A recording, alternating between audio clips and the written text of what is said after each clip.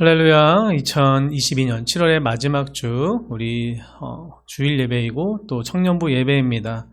온라인으로 예배 드리는데요. 우리 신앙 고백으로 하나님 앞에 나가겠습니다. 전능하사 천지를 만드신 하나님 아버지를 내가 믿사오며 그 외아들 우리 주 예수 그리스도를 믿사오니 이는 성령으로 잉태하사 동정녀 마리아에게 나시고 본디오 빌라도에게 고난을 받으사 십자가에 못 박혀 죽으시고 장사한 지 사흘 만에 죽은 자 가운데서 다시 살아나시며 하늘에 오르사 전능하신 하나님 우편에 앉아 계시다가 저희로서 산 자와 죽은 자를 심판하러 오시리라. 성령을 믿사오며 거룩한 공회와 성도가 서로 교통하는 것과 죄를 사하여 주시는 것과 몸이 다시 사는 것과 영원히 사는 것을 믿사옵나이다. 아멘. 네, 이 시간 우리 같이 광고 하고 말씀 같이 나누려고 합니다. 청년부 광고, 중요한 광고 많은데요. 다음 넘겨주시면 네, 우리 계속해서 2022년 영적 건강을 위한 10 운동이 있습니다. 우리가 좀 시간을 좀 늘렸으면 좋겠는데 아직 청년들 중에서 습관이 안 돼 있는 청년이 많이 있는 것 같아요. 우리가 아침 일어나서 그리고 하루의 삶을 살면서 10분 또 10분 기도와 말씀으로 또한 나아가는 우리 청년부 되기 원합니다. 올 한 해 10분 이제 내년에는 더 이상 15분 20분 계속해서 하나님과의 만나는 시간이 길어지고 깊어졌으면 좋겠습니다. 다음에는요. 우리 영적 건강을 위해서 기도해 주세요. 우리가 코로나로 인해서 많이 장기적인 결석하고 있는 청년들이 많이 있습니다. 우리가 계속해서 그들을 위해서 기도하면서 또한 또 나아갔으면 좋겠고요. 다음에요. 우리 계속 기도하고 있죠. 계속 우리 우크라이나의 전쟁 가운데 하나님께서 종식할 수 있도록 코로나뿐만 아니라 이 우크라이나의 전쟁이 참 많이 장기가 되면서 경제적으로도 많이 힘들고 전 사회적으로 우리나라뿐만 아니라 전 세계의 경제가 많이 힘든 시대인데 우리가 함께 기도했으면 좋겠고 그 영혼들을 위해서 기도하는 또 열방을 위해 기도하는 우리 청년들 되기 원합니다. 다음에는요.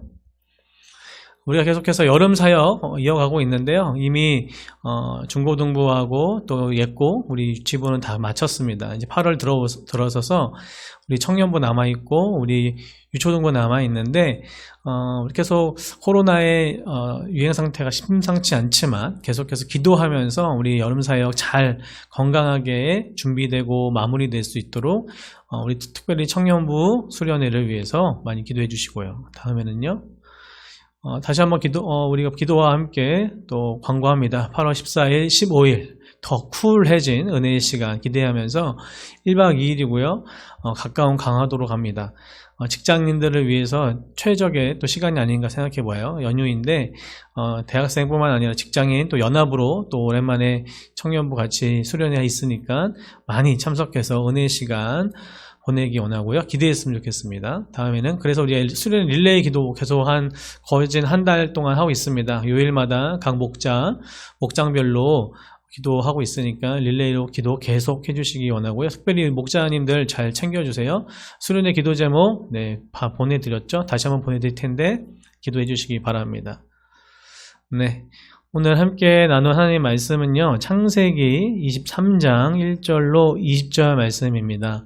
창세기 23장 1절로 20절 다 성경책 찾고 시간 관계상 1절로 6절 그리고 16절에서 20절 말씀을 같이 읽겠습니다. 1절로 6절까지 먼저 읽을게요. 합독합니다. 사라가 127세를 살았으니 이것이 곧 사라가 누린 햇수라. 사라가 가나안 땅 헤브론 곧 기랏 아르바에서 죽음에 아브라함이 들어가서 사라를 위하여 슬퍼하며 애통하다가 그 시신 앞에서 일어나 나가서 헷 족속에게 말하여 이르되 나는 당신들 중에 나그네요 거류하는 자이니 당신들 중에서 내게 매장할 소유지를 주어 내가 나의 죽은 자를 내 앞에서 내어다가 장사하게 하시오. 헷 족속이 아브라함에게 대답하여 이르되 내 주여 들으소서. 당신은 우리 가운데 있는 하나님이 세우신 지도자이시니 우리 묘실 중에서 좋은 것을 택하여 당신의 죽은 자를 장사하소서. 우리 중에서 자기 묘실에 당신의 죽은 자 장사함을 금할 자가 없으리이다. 16절부터 20절 말씀 같이 있습니다. 아브라함이 에브론의 말을 따라 에브론이 헷 족속이 듣는 데서 말한 대로 상인이 통용하는 은 400세겔을 달아 에브론에게 주었더니 마므레야 막벨라에 있는 에브론의 밭 곧 그 밭과 거기에 속한 굴과 그 밭과 그 주위에 둘린 모든 나무가 성문에 들어온 모든 헷 족속이 보는 데서 아브라함의 소유로 확정된지라. 그 후에 아브라함이 그 아내 사라를 가나안 땅 마므레야 막벨라 밭 굴에 장사하였더라. 마므레는 곧 헤브론이라. 이와 같이 그 밭과 거기에 속한 굴이 헷 족속으로부터 아브라함이 매장할 소유지로 확정되었더라. 아멘. 오늘 함께 읽은 본문 말씀으로 믿음으로 본 손해는 돌려받는다. 믿음으로 본 손해는 돌려받는다라는 제목으로 함께 말씀을 나누려고 합니다. 어제 저녁 늦게 한 12시가 다 된 것 같아요. 그때 연락을 받았습니다. 고심 끝에 당회에서 주일 예배, 모든 예배를 비대면으로 돌리면서 오늘 주일 모든 예배가 영상 예배로 대체가 되었습니다. 우리 청년들은 방역 지침에 따라서 지금까지 계속 현장 예배를 잘 드렸습니다. 이렇게 또 오랜만에 영상으로 만나게 되는데 우리 청년들도 아마 어색할 수 있을 것 같아요. 그렇지만 이 시간 또 집중하면서 하나님 말씀 앞에 또 청년 예배로 나아가는 그런 귀한 시간 되기 원합니다. 하나님께서 은혜 주실 줄 믿습니다. 오늘 설교 제목만 봤을 때 혹시 여러분 좀 기분이 좋으세요? 믿음으로 본 손해는 돌려받는다.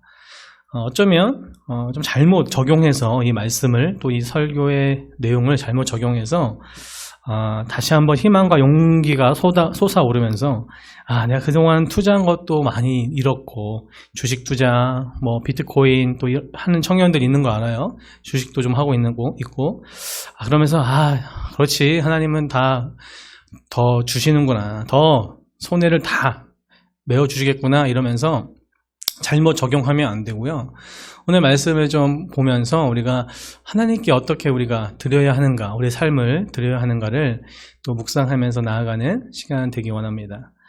창세기를 보니까 벌써 26번째 시간이더라고요. 그리고 아브라함의 이야기가 창세기 12장부터 계속 이어지고 있는데 오늘은 또 아브라함의 이야기만 봤을 때 12번째 시간입니다. 지난 시간 우리는요, 아브라함의 인생에서 믿음의 절정이자 클라이막스라고 할 수 있는 장면을 살펴봤습니다. 아들 이삭을 하나님의 말씀에 순종하면서 번제로 올려드리죠. 드리려고 했을 때 아주 긴급한 그때 하나님께서는 여호와 이레 하나님께서 어린 양을 준비하시고 그 번제단에 있는 이삭을 대신 어린 양으로 하나님께서 대신 그것을 받으시죠. 준비하시죠. 그걸 통하여서 여호와 이레 하나님은 우리 십자가의 은혜, 십자가의 보혈에 예수 그리스도를 준비하셨다. 그 모습을 살펴봤습니다. 하나님께서는 그 모든 과정에서 아브라함의 믿음을 시험하시려고 라고 성경에 나와 있죠. 모든 것은 하나님의 시험이었고 하나님께서 내신 시험지에 아브라함은 합격을 한 거죠. 늘 그렇게 좋은 일만 있으면 얼마나 좋겠습니까? 그런데 우리 인생은요, 참 희노애락이 함께 섞여 있죠. 항상 좋을 수만은 없어요. 좋은 일 있다가도 힘든 일도 있고, 더할 나위 없이 이대로 쭉 갔으면 좋겠다. 인생 그럴 때다 있지만 또 곧 머지않아 또 힘든 일이 또 옵니다. 그리고 인생 어떻게 살아야 되나, 너무 힘들다, 하루하루 너무 힘겹다 하지만 여러분, 쨍하고 해뜰 날이 있는 것처럼 언제 그랬냐는 듯이 우리 기도의 제목들이 또 우리 문제들이 해결이 되고 하나님 앞에서 너무나 행복하고 즐거운 시간들을 또 보낼 때가 있죠. 아브라함 인생은 늘 좀 그랬었던 것 같아요. 롤러코스터와 같이 또 그의 믿음의 여정을 보면 좀 많이 파란만장한 것 같습니다. 우리가 또 믿는 우리는 어떻게 해요? 하나님의 주권을 믿는 자들 아니겠습니까? 한치 앞에 모르는 인생을 살아가지만 우리를 인도하시는 분, 우리의 여호와 하나님 주인이신 분이 있기 때문에 그 주인의 뜻대로 살아가는 것이죠.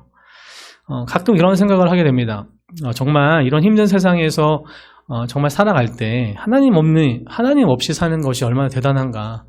우리는 정말 믿는 구석이 있잖아요. 하나님의 백이라는 게 있고 하나님의 백이 있고 하나님께서 우리 이끌어가신다는 이 믿음이 있으니까 어쩌면 힘들고 어려울 때도 또 다시 일어날 힘이 있는데 정말 하나님을 모르고 예수님을 모르고 정말 그들의 복음이 없는 그들이 얼마나 힘들게 살까. 하나님 믿기 잘했다라는 생각을 가끔 합니다. 근데 엄연히 말하면, 정확하게 말하면 하나님 믿으니 정말 다행이다가 아니라 하나님께서 나를 불러주셔서 얼마나 다행인가라는 거죠. 내가 하나님을 믿은 것 같고 내가 하나님을 선택한 것 같지만 그것이 나의 선택이 아니요 하나님께서 우리를 선택하셨다라는 겁니다. 그 믿음으로 오늘 또 나아가기 원합니다. 오늘 본문에서 보니까 아브라함 인생에서 가슴 아픈 이야기가 나와요. 중요한 전환점이 되는 장면이 나옵니다. 그리고 단순한 또 한 인간, 아브라함의 인생, 그 여정에 뿐만 아니라 이스라엘이라는 한 나라에서는요, 오늘 장면이 사실 또 중요한 장면입니다. 왜 그럴까요? 오늘 부분은 세 부분으로 나눌 수 있는데요. 1절, 2절은요, 사라의 죽음에 대해서 나와요. 그리고 3절부터 18절은 사라를 장사 지낼 장지를 구입하는 장면이 나옵니다. 19절, 20절에는 결국에 사라를 장사하는 장면으로 나와 있습니다. 그러니까 23장 한 장이 사라의 죽음과 사라의 장사 지내는 이 모든 과정이 좀 더 자세하게 나와 있는 것이죠. 한 장에 걸쳐서 또 이렇게 굳이 길게 또 자세하게 우리에게 말씀하고 있는 이유가 무엇일까요? 물론 어떤 한 사람의 인생이 귀하지 않은 인생이 어디 있겠습니까? 저마다 책 몇 권은 나올 정도로 우리가 인생은 참 파란만장합니다. 고귀한 인생을 살다가 하나님께서 다 했다, 너의 사명이 다 끝났다 하고 우리를 분명히 오라고 하실 텐데, 누구든 그렇게 오라고 하실 텐데, 나그네와 같은 이 인생을, 세상을 뒤로하고 우리의 본향인 저 천국에 갈 줄 우리가 믿지 않습니까? 우리가 지금 비록 청년의 때라고 젊다고 해서 죽음이 멀리 있는 게 아니죠. 가까이에 있습니다. 우리가 어떻게 100세의 인생이다, 그 이상의 인생이다 하지만 장담할 수 있겠습니까? 그런데 여러분, 우리는요, 이미 죽음의 문제가 해결된 사람인 줄 믿습니다. 부활의 첫 열매 되신 예수님처럼 우리는 죽지만, 결국 이 세상에도 다 죽지만요, 다시 부활할 그날의 그때를 믿습니다. 죽은 것이 꼭 부활이죠. 예수님의 모습에서 우리의 모습을 보는 것이죠. 우린 이미 죽은 자였지만 예수님 믿음으로 오늘 우리가 살고 있는 것이요, 그냥 사는 것이 아니고 그 영원한 생명, 저 천국을 바라보며 살아가는 인생입니다. 우리가 보면 창세기 23장 1절에 보니까요, 사라가 127세를 살았으니 라고 이 본문이 시작이 돼요. 아브라함을 따라 우르를 떠나온 지 62년이 지났습니다. 이삭을 낳은 지는 37년이 됐습니다. 그 37년의 삶, 그리고 62년 동안 고향을 떠나서 아브라함과 정말 좀 가혹한 힘든 여정을 겪다가 결국에 하나님의 품에 안긴 사라는 127세였습니다. 이거 보면요, 아브라함보다 무려 38년이나 먼저 하나님의 품으로 갔습니다. 사라의 죽음을 보면 당시 평균 연령이요, 좀 꽤 높았거든요.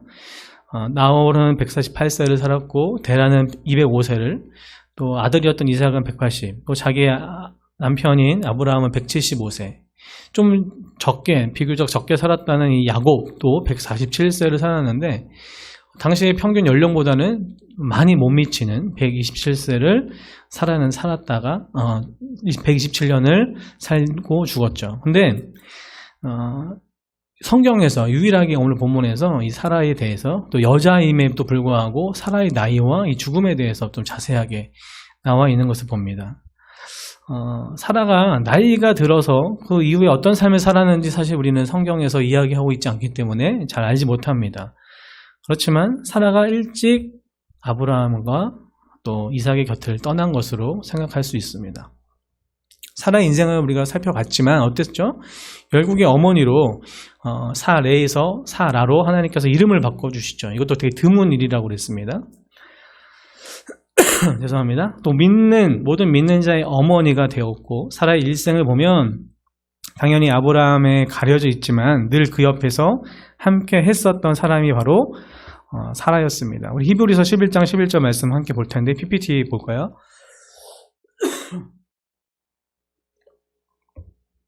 같이 읽겠습니다.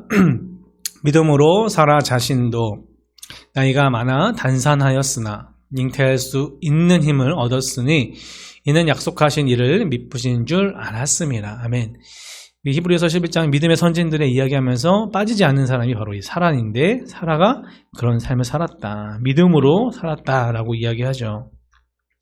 또 성경엔 또 그녀의 성품이랄까요? 품성에 대해서 나와 있는데 베드로전서 말씀인데 같이 한번 읽어보겠습니다.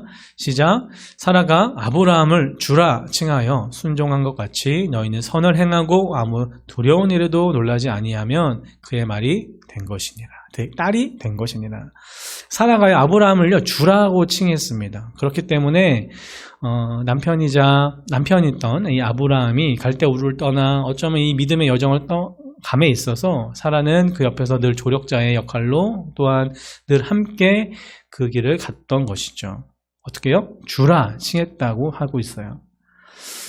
그렇기 때문에 사라에 대해서 우리가 비록 많이 알지는 못하고 어쩌면 단편적인 부분을 보지만 사라도 믿음의 자녀고 믿음의 그 길을 갔었던 사람이었던 것입니다. 아내 사라의 죽음에 아브라함은요 어떤 죽음의 앞에서 준비가 좀 되어 있지 않았던 것 같아요.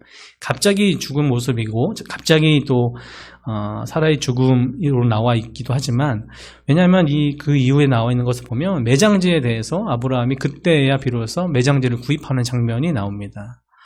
그러니까 어쨌든 사라의 죽음을 통하여서 무엇을 알 수 있죠? 좀 짧게 또 어쩌면 급하게 갑작스럽게 죽음을 맞이했다라는 거죠. 아브라함도 어쩌면 준비가 되어 있지 않을 수도 있을 것 같습니다. 근데 우리가 3절부터 쭉 나와 있는 장면이 좀 자세히 나와 있어요. 뭐냐면 그 매장지를 구입하는 또 그 장면인데 당시 상황을 좀 보면 이 사실이 좀 쉬운 일은 아니었습니다. 왜냐하면 경작지를 예로 들어보면 경작지는요 고대에 매우 귀중했다고 그래요. 그래서 일반적으로 소유자는요 친족이 아닌 사람에게 어떠한 땅을 경작지를 잘 팔려고 하지 않았습니다. 우리가 생각할 때 돈이 많으면 가서 그냥 그 이상의 큰 돈을 주면 살 수 있는 그런 시대가 아니었던 거예요. 땅을 파고 산다는 것은 쉬운 일이 아니었고 가족이나 친족 간에나 가능했었던 것이고 이것을 또 다른 사람에게 친족이나 가족이 아닌 사람에게 팔게 되면 우리 가문의 좀 수치라고 생각했던 겁니다. 그래서 땅을 매매하기가 쉽지 않았죠. 그리고 어때요? 한번 살면 쭉 오래 살았습니다. 털을 잡고 가족들이 모여서 친족들이 모여서 오래 살았기 때문에 우리나라도 옛날에는 그런 모습이 있었지 않습니까? 그런데 부유했습니다. 아브라함은 상당히 부유했던 자였어요. 그렇지만 그들에게 아브라함은 어떤 사람이었죠? 나그네이고 우고하는 자였던 겁니다. 4절에도 아브라함이 그렇게 고백을 하죠. 이 매장지를 구입하려고 가는데 어쩌면 이 부유했던 이 아브라함이지만 결국 그들 앞에서는 나그네이고 우고했던 사람이라는 거예요. 4절은 제가 한번 읽어드릴까요? 나는 당신들 중에 나그네요 거류하는 자이니 당신들 중에서 내게 매장할 소유자를 주어 내가 나의 죽은 자를 내 앞에서 내어다가 장사하게 하시오 하면서 헷 족속에게 가서 이야기합니다.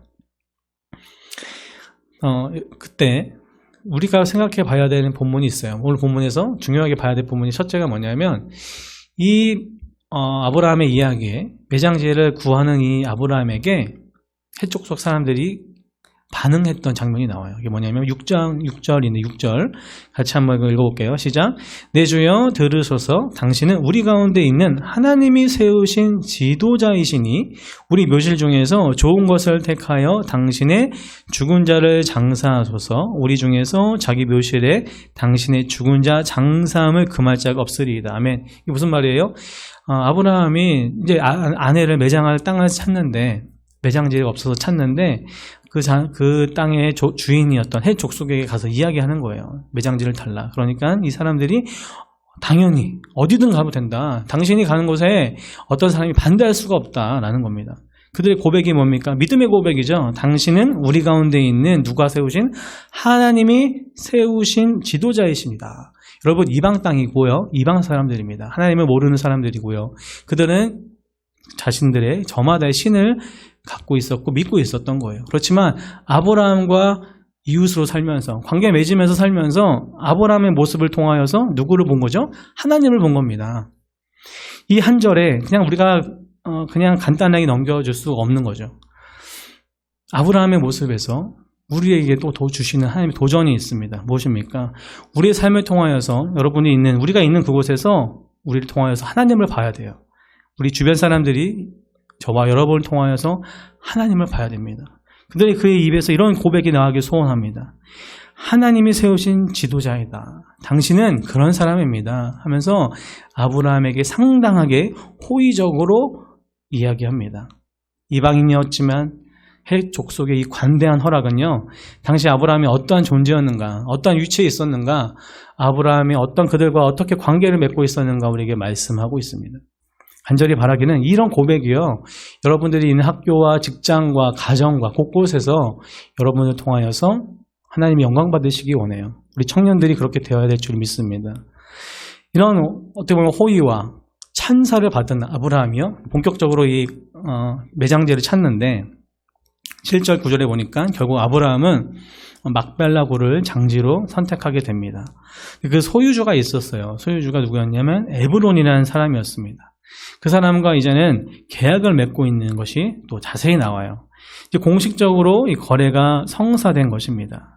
그런데 여러분, 내용을 살펴보면 재밌습니다. 좀 이해가 되지 않아요. 왜 그럴까요? 12절을 한번 읽어볼까요?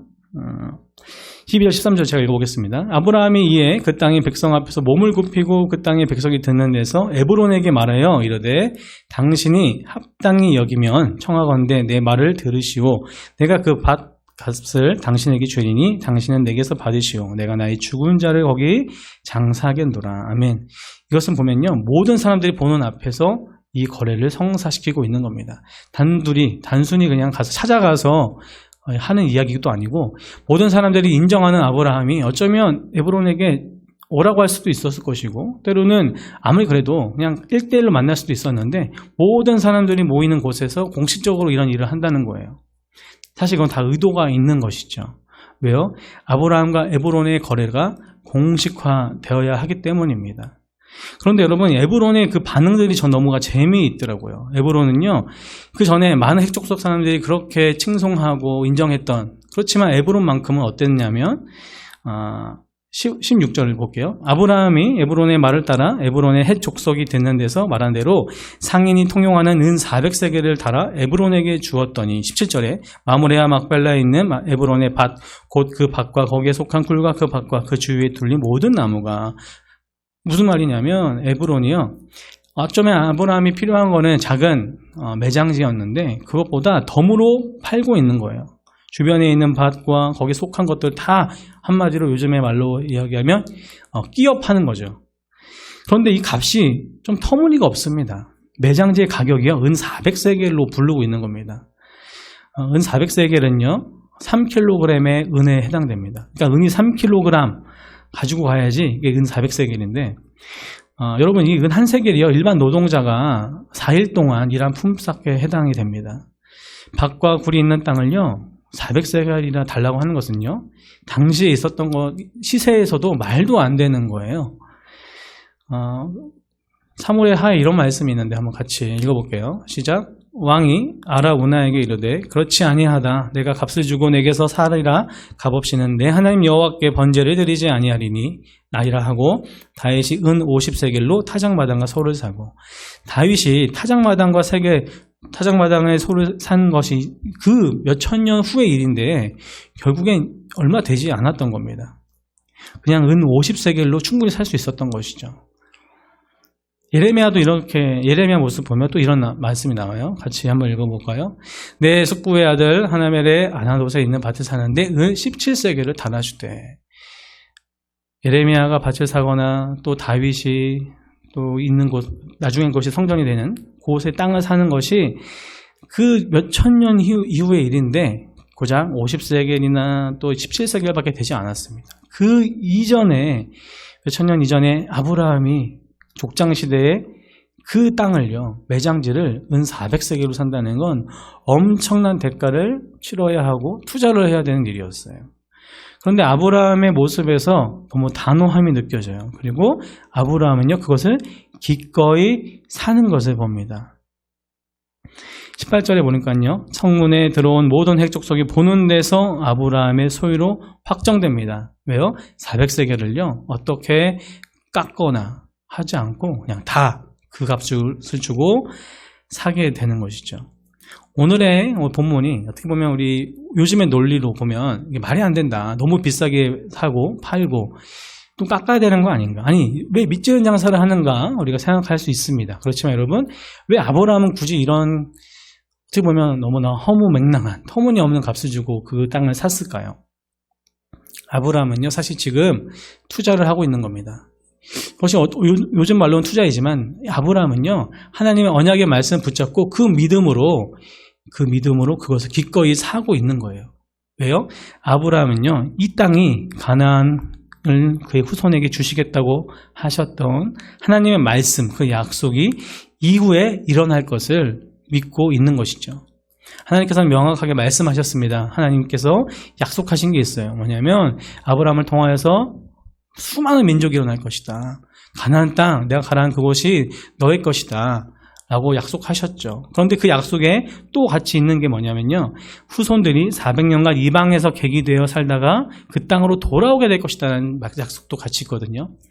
우리가 계속 아브라함의 이야기를 보고 있지만 두 가지, 땅에 대한 이야기, 또 수많은 자손에 대한 약속이 있었어요. 근데 이거에 집중하다 보니까 그 밑에 있었던 약속을 잊었던 거예요. 뭡니까? 400년간. 근데 그 자손들이요, 400년간 이방에서 객이 되었다가 돌아올 것이다 라는 겁니다. 그 약속이 함께 주어지는 것이죠. 오늘의 말씀은요, 사라의 죽음을 통하여서 아브라함 가족사에 그냥 사라의 매장지, 또 가족묘를 사는 장면이 아니라 그거의 너머에 있는 바로 하나님의 약속을 믿고 400년 후에 다시 이 땅에 돌아올 자신들의 후손의 그 자손들을 보는 것이죠. 왜요? 하나님의 약속은 400년 후에도 동일하게 역사하실 것을 믿기 때문입니다. 이 소유지가 되어서 이후에 어떻게 됩니까? 자신의 이삭과 그 이후에 많은 자손들이 그곳에 묻히고 가족묘가 되고, 이 가족묘는 어떻게 돼요? 이스라엘 백성들이 400년 동안 애굽에서 종살이 하다가 그 약속의 땅에 왔을 때 그들의 조상들의 묘가 곧 우리의 땅이다, 하나님께서 주신 약속의 땅이다 하면서 올 수 있는 근거가 된 것입니다. 그래서 비싼 값이라도, 그리고 수많은 사람들 앞에서 확정하면서 증인들 앞에서 이 땅을 사고 있는 것이죠. 말씀을 좀 정리하면서 마치려고 합니다.